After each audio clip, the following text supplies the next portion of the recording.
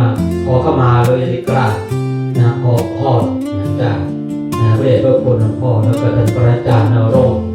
ซึ่งในปีนี้ก็คงถึงพร้อมและนอกจากนั้นเดือนเมษาหน้าร้อนมาเยือน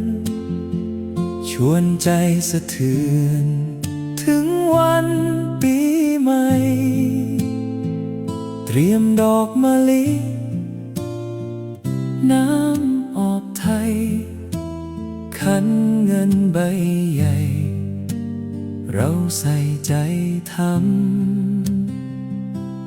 มือประนมก้ม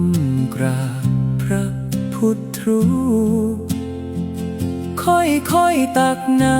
ำปรุงหอมรินรสชำระใจให้ใสบริสุทธิ์เป็นมงคลสูงสุดแก่ตัวเราส่งน้ำพระเสริมบุญวันสงกรานต์ขอพรท่านผู้ใหญ่ที่เราเคารพรดน้ำมือ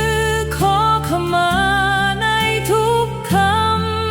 ำรับพรนำชีวิตให้ร่มเย็นประเพณีงดงามไทยไม่เคยเว้นส่งต่อเป็นสิริมงคลนิรันดร์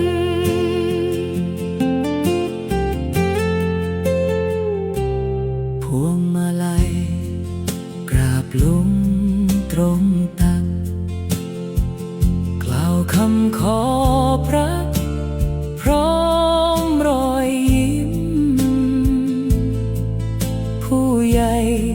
ลูกผัวให้พรพริ้มอยู่เย็นเป็นสุขทุกคืนวันน้ำที่รดคือน้ำใจกตัญญูแทนคำว่าหนูรักและห่วงใยขอให้ท่านแข็งแรงสดใสอยู่เป็นร่มโพธิไทยให้ลูกหลา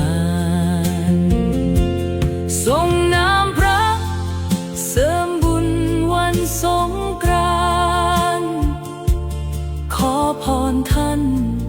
ผู้ใหญ่ที่เราเคารพรดน้ำมือขอขมาในทุกคำรับพรนำชีวิตให้ร่มเย็นประเพณีงดงามไทย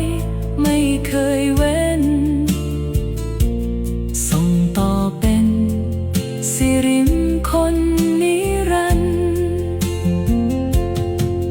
สงกรานต์ปีนี้ดี